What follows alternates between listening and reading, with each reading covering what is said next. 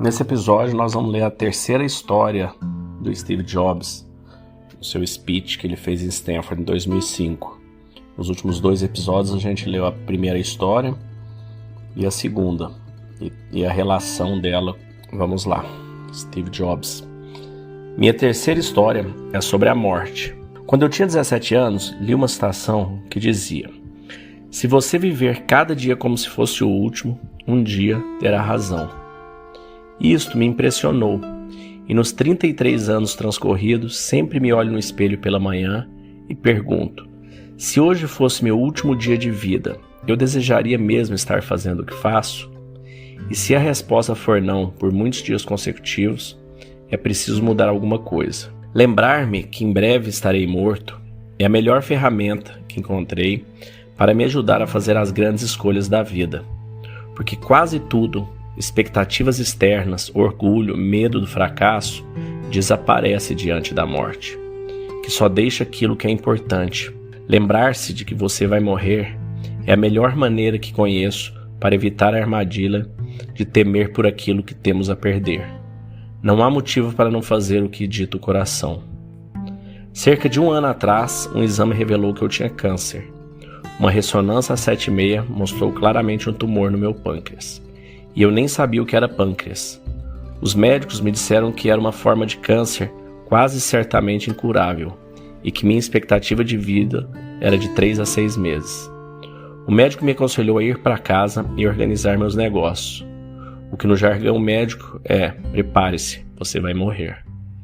Significa tentar dizer a seus filhos em alguns meses tudo que você imaginava que teria anos para lhe ensinar. Significa garantir que tudo esteja organizado para que sua família sofra o mínimo possível. Significa se despedir. Eu passei o dia todo vivendo com aquele diagnóstico. Na mesma noite, uma biópsia permitiu a retirada de algumas células do tumor. Eu estava anestesiado, mas minha mulher que estava lá contou que quando os médicos viram as células ao microscópio, começaram a chorar, porque se tratava de uma forma muito rara de câncer. Tratava por cirurgia. Fiz a cirurgia e agora estou bem. Nunca havia chegado tão perto da morte e espero que mais algumas décadas se passem sem que a situação se repita. O tempo que vocês dispõem é limitado e por isso não deveriam desperdiçá-lo vivendo a vida de outra pessoa. Não se deixem aprisionar por dogmas. Isso significa viver sob ditames do pensamento alheio. Não permitam que o ruído das outras vozes supere o sussurro de sua voz interior. E acima de tudo, tenham a coragem de seguir seu coração e suas intuições, porque ele de alguma maneira já sabe o que vocês realmente desejam se tornar. Tudo mais é secundário. Quando eu era jovem, havia uma publicação maravilhosa chamada The Whole Earth Catalog, uma das bíblias da minha geração. Foi criada por um sujeito chamado Stewart Brand, não longe daqui, em Menlo Park. E ele deu vida ao livro com um toque de poesia.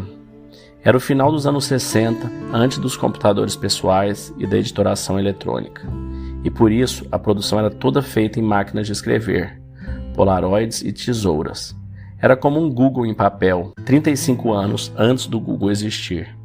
Um projeto idealista e repleto de ferramentas e ideias magníficas. Stewart e sua equipe publicaram diversas edições do The Whole Earth Catalog. E quando a ideia havia esgotado suas possibilidades, lançaram uma edição final. Estávamos na metade dos anos 70 e eu tinha a idade de vocês. Na 4ª capa da edição final, havia uma foto de uma estrada rural em uma manhã, o tipo de estrada que alguém gostaria de pegar carona.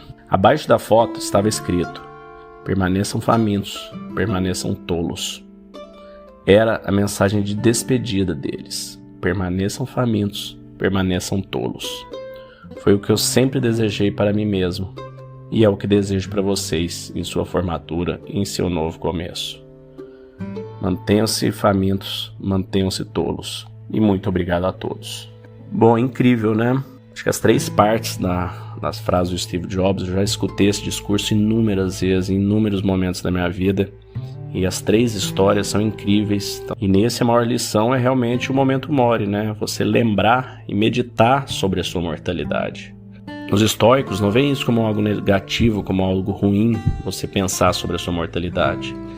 É simplesmente um exercício que a hora que você reflete sobre ele, sobre a obviedade da sua morte, né? A gente não sabe se a gente vai viver horas, dias, meses, semanas ou alguns anos. A única coisa que a gente sabe é que a gente eventualmente vai morrer. Assim como todos que nos precederam já morreram, assim como todos os que virão também morrerão. A morte independe, né, do status social, se você é rico, pobre, qualquer que seja o sexo, qualquer que seja a raça, todos vão morrer. Essa é a única certeza que a gente tem. Sêneca disse: a maioria dos homens minguam e fluem em mistério entre o medo da morte e as dificuldades da vida. Eles não estão dispostos a viver e ainda não sabem como morrer.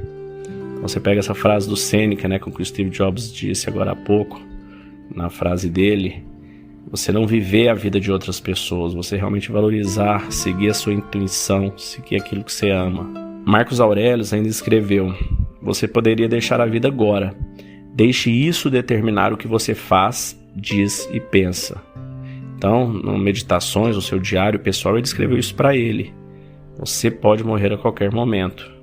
Para os romanos, naquela época, a morte ainda era mais presente, né? Porque eram tantas guerras, a praga que ele enfrentou durante o reinado dele. Foram mais de 5 milhões de romanos, muito mais poderosos do que o Covid, por exemplo.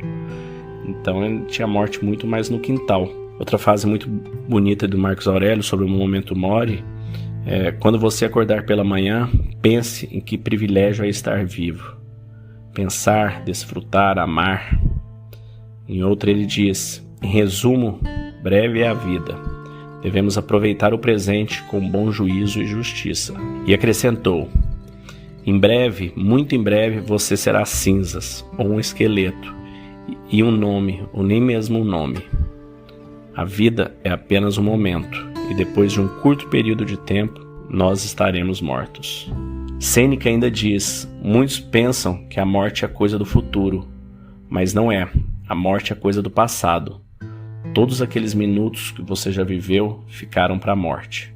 Então é isso, né? Acho que a gente escutar isso de um gênio contemporâneo nosso como Steve Jobs, essa profundidade dessas reflexões e como isso afetou a vida dele, nos faz pensar e refletir e mudar a nossa forma de agir, de encarar esses momentos e minutos valiosos que a gente tem na nossa vida.